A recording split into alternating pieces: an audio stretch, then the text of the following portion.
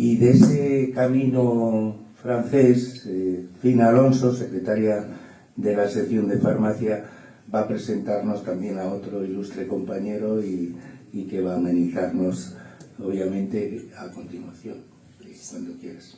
Bueno, buenas tardes. Voy a presentar a Pablo Martínez Segura, otra de las personas que va a intervenir y que en concreto va a hablar de esta parte del camino. Voy a leer un pequeño currículum para situarnos cómo y en qué momento Pablo, que es un colaborador muy asiduo del Ateneo. Pablo Martínez Segura ha nacido en San Sebastián, Guipúzcoa, en 1953. Es vecino de Arganzuela, Madrid. Es licenciado en Ciencias de la Información y en Geografía e Historia. Actualmente doctorando en la Facultad de Farmacia de la Universidad Complutense.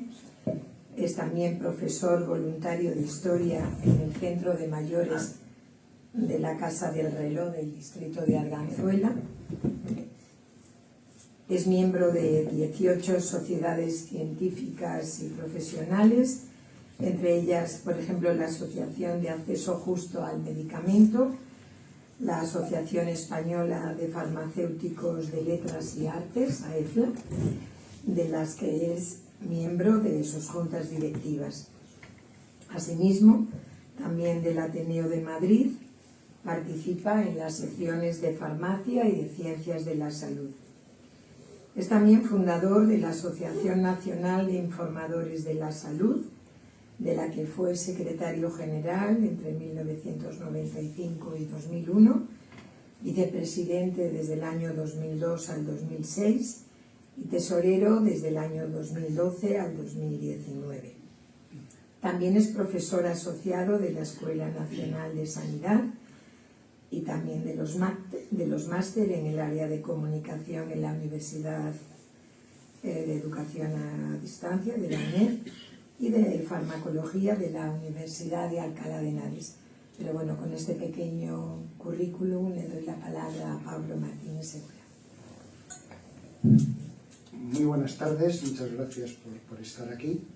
Lo primero, lo obligado es agradecer al Ateneo y en concreto a Daniel Pacheco la oportunidad de hacer esta exposición.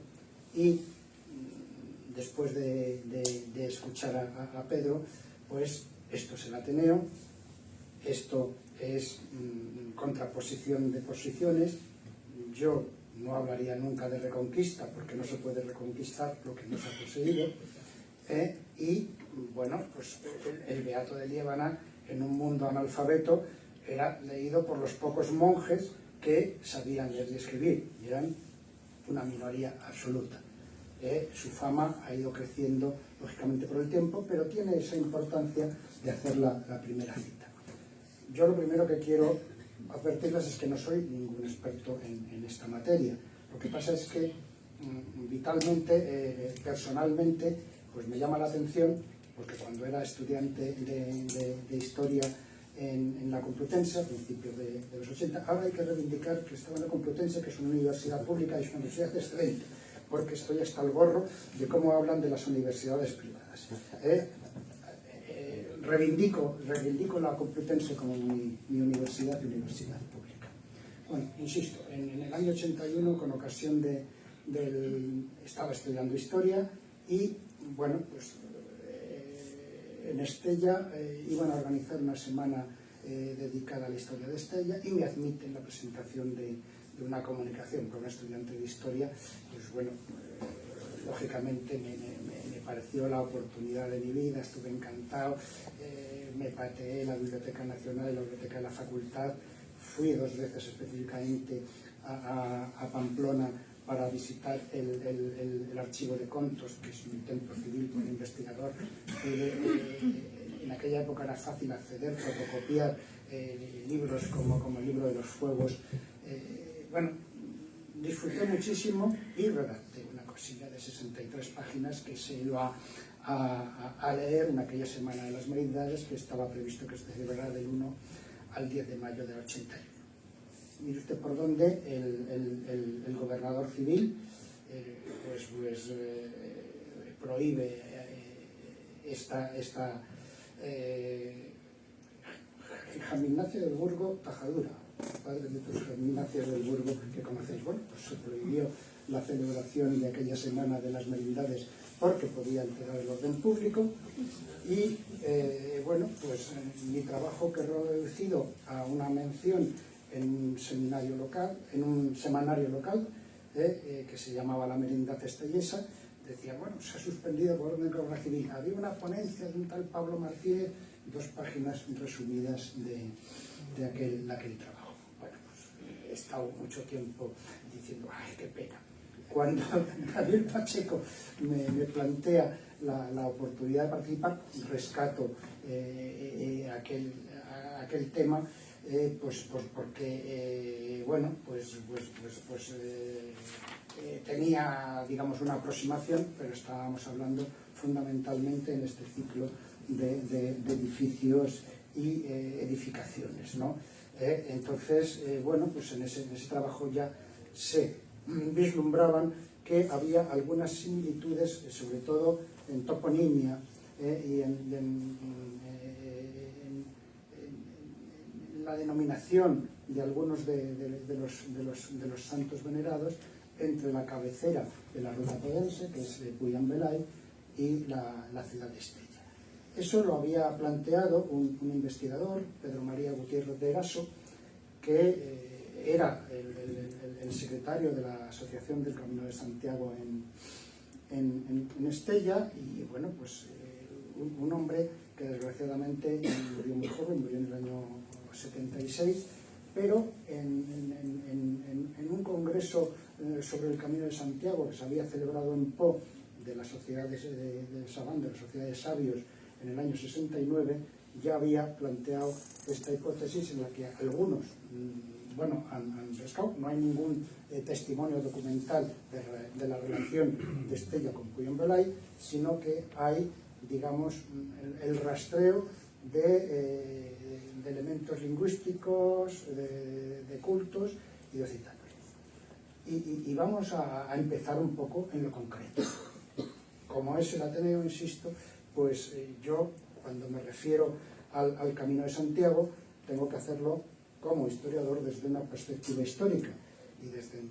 Y a partir de esa perspectiva histórica, pues tengo que advertir de todas las dudas que existen sobre que los discípulos de Santiago Apóstol lo trasladaran a España, el que la tumba esté donde está y no en otro lado, pero el estar donde está sí tiene un sentido general desde el Neolítico, y en muchas peregrinaciones hacia Occidente, porque siempre que ha habido por parte de los seres humanos, de las personas, en el ámbito del pensamiento mágico, la idea de aproximarse a Dios, han buscado ese camino físico de aproximación. La propia Biblia pues nos habla de ese zigurat que era la Torre de Babel, con esa pretensión. Pero en el caso de viajar hacia el occidente, donde se acababa el mundo, porque estaba ese mar tenebroso, ese mar Atlántico, pues significaba que si llegabas al fin del mundo y los dioses estaban, se supone, en otra parte, pues llegar al fin del mundo era una aproximación a ese Dios. Desde luego, en nuestro tiempo no tiene una excesiva importancia si Santiago o los restos de Santiago son los que están depositados en la tumba. ¿Por qué? Porque el hecho real es que la gente, las personas, no solamente de los reinos hispánicos, sino de prácticamente media Europa, creyeron que era así. Y entonces, desde el punto de vista histórico, pues hay que admitirlo. José Luis Martín, que es un catedrático de Historia Medieval de la Universidad de Salamanca, dice, bueno, es que como historiadores tenemos la obligación de reconocer o de plantear el hecho social de que la gente de unas determinadas centurias haya pensado que eso era así, como pensaban o creían. Aquí tiene importancia, con relación a lo que nos ha planteado Pedro, el valor del relato. Es decir, hoy por hoy ya vemos que es una competencia, si quieres, diaria, por imponer el relato, la explicación de esa realidad compleja que tenemos. En el siglo IX-VIII vemos que el beato de Liébana, digamos, es un constructor de relato, y entonces lanza ese planteamiento de que Santiago puede estar allí, puede que él mismo se lo creyera, pero esa construcción del relato es aprovechada. Siempre hay alguien que se aprovecha de la construcción del relato, y se aprovechan los reyes astures. ¿Por qué? Porque consolidan políticamente su planteamiento, digamos, de un control minúsculo hacia una proyección mayor. El propio Marcelino Menéndez Pelayo, campeón del catolicismo, como ustedes saben, en la historia de los heterodoxos, llega a decir, bueno, temeroso es negar, pero tampoco se quiere afirmar. Es decir, un señor, insisto, campeón del catolicismo a ultranza, pero que como historiador era un erudito, era el presidente de la Real Academia de la Historia, y entonces en ese rigor al que le obligaba esto, pues dice, bueno, pues lo que conocemos del mito de Santiago empieza con San Isidoro, pero tampoco estamos muy seguros, tampoco es muy seguro lo de la Virgen del Pilar, pero él ya en esa prudencia dice, temerario es negar, pero afirmar yo tampoco lo afirmo. Vamos a gente más experta, porque vamos a ver cómo se construyen estos mitos. Tenemos un señor que es profesor, es catedrático de la Universidad de Nuremberg, que es Klaus Herbers. Klaus Herbers es un medievalista excelente y fue el que coordinó el 6º Congreso de Estudios Jacobeos que se celebró en Santiago de Compostela en 2002. Y él, a la hora de darnos una explicación panorámica sobre lo que es el Camino de Santiago, nos explica que, digamos, hay dos espacios diferentes. Hay un espacio al que ya se ha referido Pedro Tefarribas, que es el espacio hispánico de Santiago Matamoros. Es decir, los invasores, los musulmanes, estaban, digamos, blandiendo por Alá, por su Dios, por aquello en lo que creían. Los cristianos, los que habían, digamos, quedado acogotados en el norte de la península, algunos condes, otros condes convertidos en reyes, luchó por Cangas, luchó por Oviedo, luchó por Galicia, luchó por Ribagorza. No, hacía falta un nexo común, y ese nexo común se lo proporciona Santiago, ese Santiago y Cierra España, ese Santiago de la supuesta, no está en absoluto demostrada, batalla de Clavijos, que se gana gracias a su intervención y por la cual la sede episcopal de Santiago empieza a recibir dádivas a las que son obligados el resto de las diócesis cristianas por, decir, bueno, estos son los más importantes porque los que están relacionados es importante en las creencias de la época. Digamos, Santiago era uno de los principales apóstoles de Jesucristo en un momento en el que, hombre, vaya casualidad, las peregrinaciones a Jerusalén se han puesto muy complicadas, ya se están convirtiendo, ya ha sido la primera cruzada, empiezan las siguientes, aquello no es tan fácil peregrinar a Roma. Los romeros pues también tienen sus dificultades por los problemas, digamos, políticos que se están dando en la propia. Con lo cual, la apertura, digamos, de una nueva opción de creencia, tener en cuenta que entonces todavía desde el punto de vista cristiano no estaba asociada a la idea de purgatorio. Eso será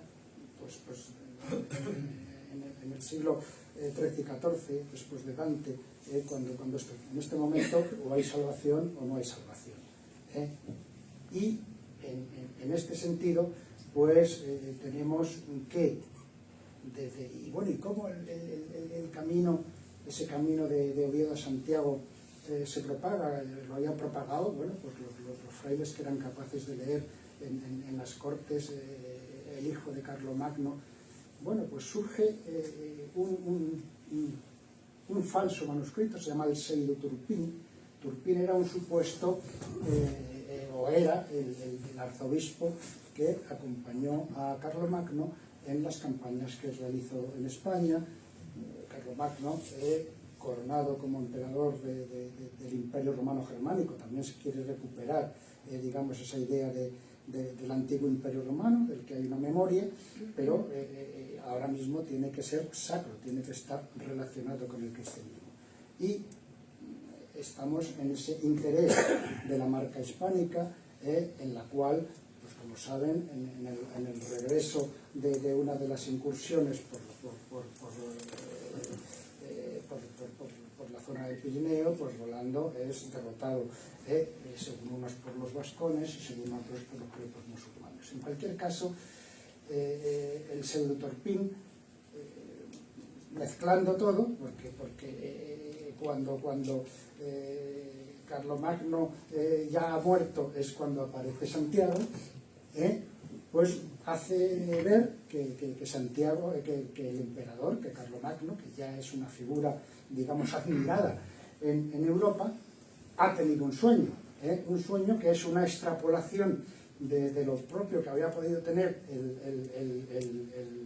el Beato de Liébana, pero el Pseudo-Turpin sí fue muchísimo más difundido que el Beato de Liébana. Y ese sueño de Carlomagno, reproducido en el Pseudo-Turpin, pero 150, 200 años después, pero es cuando se hace esa auténtica promoción, esa digamos, diciendo, tenemos que ir a ver ese punto en el que está ese apóstol que nos aproxima a Dios. ¿Y qué sueña? Pues dice que Carlomagno vio en el cielo un camino de estrellas que empezaba en el mar de Frisia y se extendía hasta Galicia, en donde entonces se ocultaba desconocido el cuerpo de Santiago. Y mientras con gran interés pensaba esto, un caballero de apariencia espléndida se le apareció en un sueño, diciéndole: yo soy Santiago Apóstol, cuyo cuerpo descansa ignorado en Galicia, todavía vergonzosamente oprimida por los sarracenos. Por lo cual te hago saber que el Señor te ha elegido entre todos para preparar mi camino y liberar mi tierra de manos de los musulmanes y conseguir con ello una corona de gloria. El camino de estrellas que viste en el cielo significa que desde estas tierras hasta la Galia has de ir con un gran ejército a combatir las pérfidas gentes paganas y a liberar mi camino y mi tierra y a visitar mi basílica y mi sarcófago. Después de ti irán allí peregrinando todos los pueblos.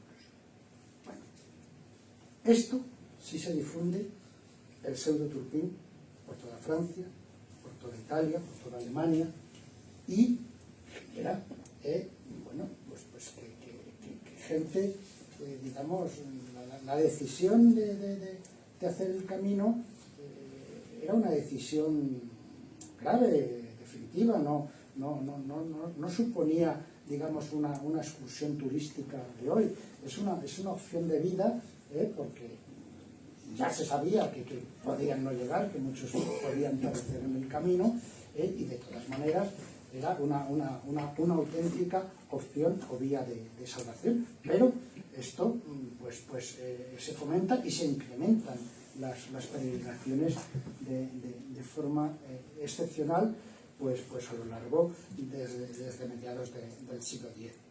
Y es una afluencia de gente, como cual lo podemos ver también hoy en día, en donde la gente que se desplaza tiene necesidades pues, de comer, de dormir, de reparar calzado, de repararse a sí mismo mediante las enfermerías de hospitales, y de cambiar moneda, ¿Y quiénes son los que, digamos, empiezan a dar servicio a esta gente que empieza a fluir? Pues no van a ser los propios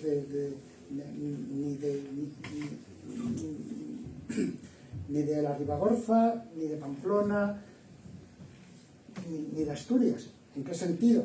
Pues porque era una sociedad trinitaria. Había unos soldados y reyes que peleaban, una iglesia que rezaba y luego lo que podría ser el pueblo llano era un pueblo sometido, eran siervos. No había gente libre disponible para hacer esa función de atención al flujo de personas que empezaban. ¿Y qué ocurre?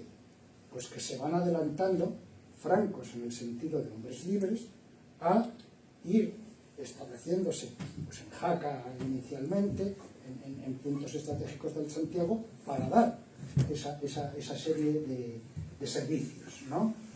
Entonces, bueno, nos queríamos acercar a Puy-en-Velay. Puy-en-Velay,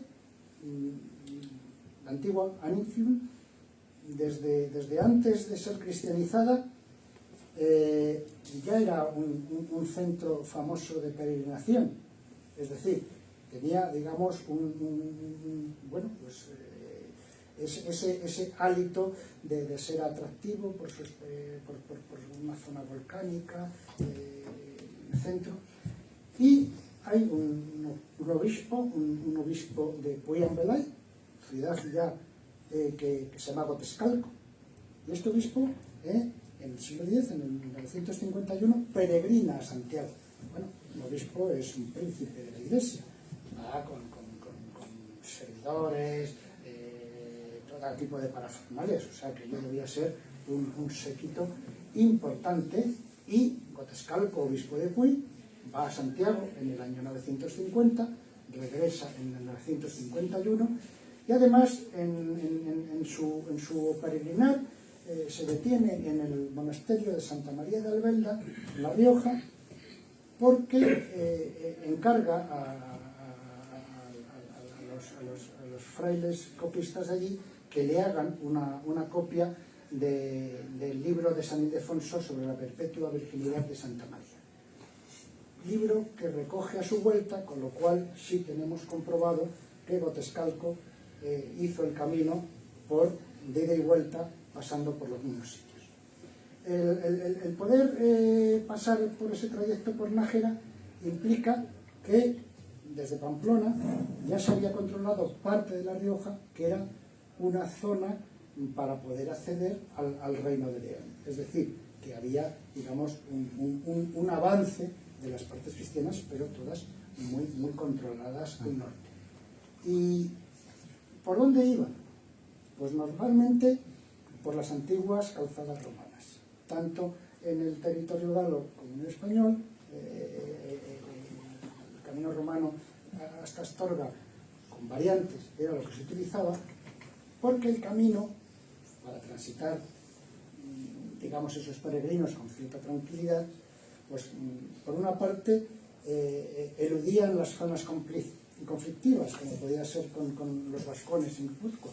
Tampoco era muy aconsejable ir por la costa, porque la costa estaba sometida continuamente a incursiones de normandos, de vikingos, que arrasaban toda la costa asturiana, la gallega, llegaron al propio Santiago, habían llegado a Pamplona, los vikingos, por eso remontando el Ebro. Y a Sevilla, es decir, que en los siglos 9 y 10 las incursiones de los vikingos tuvieron en jaque a cristianos y a musulmanes. Entonces, tenemos, hubo un rey de Pamplona muy relacionado con Castilla y con los condados de Aragón, que fue Sancho III, quizás el monarca más hispánico, pero a su muerte eso se disocia y hay una herencia que por un rebote de que uno de los hijos es asesinado, Sancho el de Peñalén, que lo tiran por un terraplén, y entonces los nobles de Pamplona optan por ofrecer el trono de Pamplona al que era rey de Aragón, Sancho Garcés. Este señor, 1072 aproximadamente, está en una situación de debilidad política importantísima, porque enfrente pues tiene en Castilla Alfonso VI. Entonces lo que hace es, va a Roma y se declara súbdito del Papa, es decir, ofrece su reino y su persona al Papa para que el Papa, pues digamos, le dé ese amparo. El Papa que ya había hecho un intento de cruzada, pero el tener el amparo del Papa, digamos, tenía unas condiciones. Por una parte, un reforzamiento de una orden religiosa, la Orden de Cluny, que ya se había introducido en España, pero que será, digamos, la fundamental propagadora y propulsora del Camino de Santiago, estableciendo una serie de establecimientos en su ruta y facilitando, digamos, pues lo que son los puentes, los hospitales, los demás. Estamos reforzando que cada vez más el Camino de Santiago, esa nueva ruta de salvación que ofrece a los monarcas pues las ventajas de un tránsito donde algunos derechos, fechas de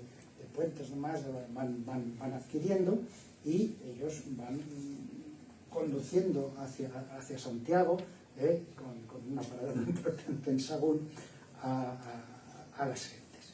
Entonces, a Sancho Garcés, rey que nos interesa, la herencia política dudosa le hace ser súbdito del Papa y aproximarse. Está favoreciendo ya, seguramente por indicaciones papales, la Orden de Cluny, con un objetivo fundamental. En los restos de la cristiandad hispana que quedaban, todavía tenían influencia los ritos mozárabes que se imponían desde Toledo por el arzobispado de Toledo, digamos, controlando las diócesis del norte. Esto a Roma hay algunas diferencias de rito, pero esto a Roma no le gusta nada, y lo que quiere Roma es cargarse el rito mozárabe y imponer pues los ritos romanos, ¿no? Hemos dicho que en Castilla estaba Alfonso VI. Es otra historia, pero su pujanza, él llegará a la conquista de Toledo, pues corta el paso por herencia. Él, de aquella herencia Sancho III vía materna, recibe La Rioja. Con lo cual el reino de Pamplona, futuro Navarra, se queda acogotada. No tiene posibilidad de expansión hacia el sur. Con lo cual, digamos, su actividad principal es relacionarse con Francia, donde hay un trasiego, empieza a haber un trasiego de comercio de ganado, pero a su vez el Camino de Santiago representa una oportunidad. Como es rey de Aragón y de Pamplona, había hecho una experiencia, Sancho Garcés, de facilitarle a esos francos que venían digamos, a establecerse, a dar servicios en Jaca. En el 1077 da un fuero de Jaca, donde protege los derechos, las acciones de esa gente, esa digamos, incipientísima burguesía franca, hombres libres, que están llegando a Jaca. Y ahora veremos que aquí hay, digamos, bueno, pues alteraciones desde el punto de vista. En Estella va a hacer lo mismo en el 1090. ¿Hasta qué punto Estella se había convertido, digamos, en una parada obligatoria de los peregrinos que procedían de Francia? Pues la primera guía turística que se conoce es el código calistino, que es del siglo XII. Y entonces, en el código calistino encontramos, digamos, una descripción de Estella. El código calistino se supone que lo escribió un francés que se llamaba Américo Picot, que los navarros no le caía nada bien. En otras partes del código calistino los ponía de Caltimeri. Pero en el código calistino pues dice de Estella la bella, buen pan, excelente vino, mucha carne, pescado de toda clase y toda clase de facilidad. Es decir, bueno, ahí os vais a encontrar como en casa, porque los que os van a atender son tan francos, tan originales de la Galia como vosotros, y no, digamos, esos vascones que son brutos y ladran, llega a decir, porque no entendían para nada la lengua. Entonces, bueno, pues ya hay distintos historiadores, Clara Fernández Ladreda, Ángel Martín Duque, que es el director del Departamento de Historia Medieval de la Universidad de Navarra, donde no es que Sancho Garcés en el 1090 se inventa un fuero y crea Estella, sino que se retrotraen y ven que anteriormente, con ciertas fechas es muy difícil, pero ya aparece algún documento donde desde 1076, es decir, 16 años antes del fuero, ya había en Estella una población franca que atendía a esos peregrinos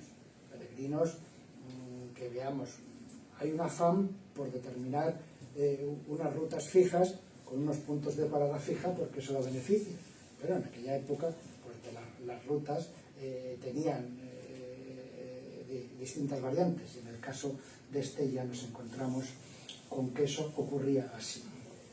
Entonces, bueno, tenemos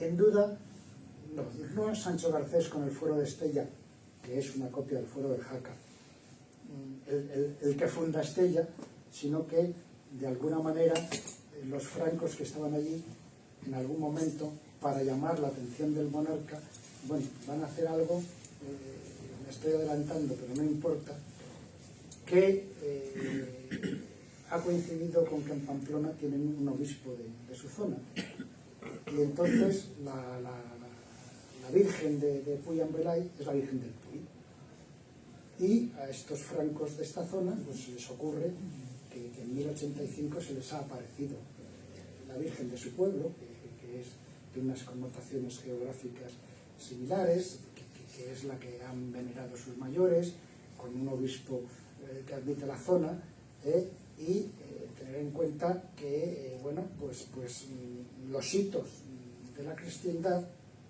entonces, luego llegarán a un nivel de exageración importante, se montan sobre apariciones y existencia de reliquias de santos famosos que son veneradas y se consideran que pueden ayudar a esa salvación. Como sabéis, luego en los siglos XIII, XIV, XV, el tránsito, el apogeo, el comercio de reliquias, falsas reliquias, hasta elementos desorbitados, pues será un auténtico escándalo, de forma que con restos de la cruz se podrían hacer varios bosques, por constancia. Eso suponiendo que se supone que la primera cruz había sido la primera vez que se descubre la cruz es la mujer de Constantino en el año 300 años después se encuentran los restos de una cruz, cuando era frecuente las ejecuciones en cruces en la época. Digamos, todos estos son inventos inverosímiles, pero que calan y la gente se los cree. De hecho, la reforma protestante vendrá, entre otras cosas, por esa profusión de reliquias que tenía el catolicismo, además ocupadas de sus correspondientes indulgencias, que suponían, diversos pagos, es decir, aquello se había, digamos, bueno, pues maleado de una forma tan escandalosa que frailes como Lutero lo denuncian y hay esa segregación en la Iglesia. Pero todavía no hemos llegado a eso, ni muchísimo menos.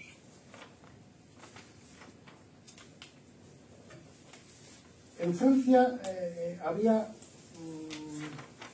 menos sociedad trinitaria que en España, porque aquí estaban los que luchaban, los que rezaban y los siervos vinculados.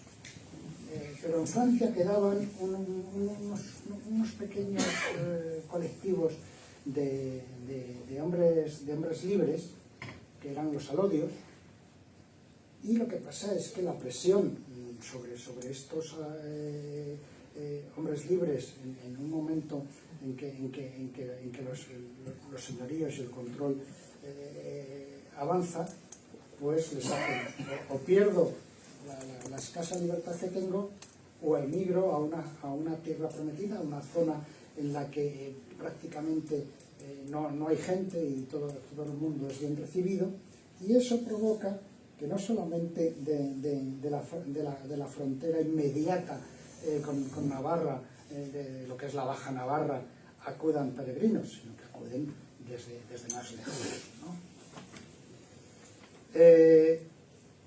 Las relaciones de Puy-en-Velay con Estella, que pues teníamos aquel gotescalco que había hecho, pero volviendo a la ponencia que presentó Pedro María Gutiérrez de Eraso en ese congreso de Pau, pues él ha hecho una tabla de similitudes, ¿no? Dice: Le Puy, santuario de Nuestra Señora del Puy; Estella, santuario de Nuestra Señora del Puy; patrón San Andrés en ambos; iglesia de San Miguel del Arcuil, iglesia de San Miguel Arcángel; arquitectura similar en la catedral de Puy, iglesia de San Pedro de la Rúa; valle estrecho rodeado de montañas con dos niveles que condicionan el urbanismo en las dos ciudades; curtición de cuero a base de zumaque como industria destacada. Hombre, resulta que esto es de ida y vuelta. El zumaque es una planta originaria de la zona de Estella, y, vaya usted por Dios, todo lo que nos había venido de Puy también llega algo de Estella hacia Puy, que es el caso del zamaco, que es uno de los elementos que pone en valor Gutiérrez de Eraso. Por otra parte, en el libro de los fuegos, que ya les he comentado que tuve ocasión de ver y tengo fotocopias, pues lo que se puede observar, viendo a los expertos, es que las etimologías son de lengua occitana. La lengua occitana no tiene frontera directa con Navarra, está en la Francia más hacia el este, porque en la Francia inmediata lo que había eran tan gascones como los vascos aquí. Y bueno, pues en el libro de los fuegos, incensos, fuegos son como hogares, y entonces te define qué hay en cada uno de los hogares y lo que hacían, y entonces pues está siendo una cuestión muy resbaladiza, pues en esos descripción de los oficios o los fueros podemos encontrar. Y vamos a ver, porque ahora ya lo que quiero es ver los cultos de los santuarios.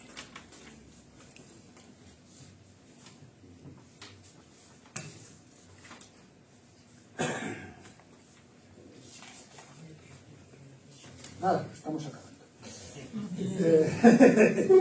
Sí, está muy bien, por favor, que muy ilustrativa. Coloquio y todo. Bien.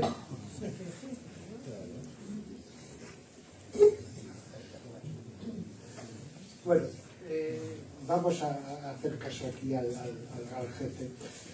Nos estamos quedando con elementos de la arquitectura muy similares, pero lo fundamental, digamos, o lo que establece un mayor número de relaciones, digamos, es esa coincidencia con el culto a la Virgen del Puy, que coincide en las dos regiones. En la región de Estella Además, nos encontramos que muy próximo a la ruta Podense, no exactamente la misma, pero seguramente todo el mundo se desplaza, está en la parte francesa el santuario de Rocamadour. Ese santuario de Rocamadour es el origen de las vírgenes negras, que no es el caso ni de la Virgen de Estella ni de la Virgen de Sangüesa, pero ya en el siglo XII un rey de Navarra, otro Sancho, resulta que dona todos los beneficios, todos los impuestos que se reciben de la carnicería vieja de Estella a el santuario de Rocamadour de Francia. Digamos, siguiendo a Gutiérrez de Lasso, no tenemos constancias documentales de esa relación, pero podemos poner de manifiesto, y es lo mucho que podemos hacer desde una perspectiva histórica, de esas relaciones etimológicas, toponimio, el uso de la lengua y la coincidencia de anillos. Y yo creo que sí que podemos empezar el coloquio cuando quieras.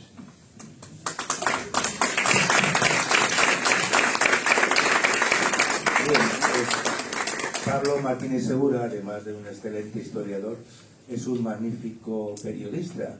Y aquí yo voy a recalcar dos cosas. Una, que has tenido oportunidad de sacarte esa espina de hace ya más de 40 años, desde el año 81, y que en esas alabanzas que hace de la Universidad Complutense es que dentro de muy poquito tiene que leer una tesis de su tarea de periodista sobre la prensa del siglo XIX, y espero ir a escucharte. Yo espero poder leerla y llegar a tiempo.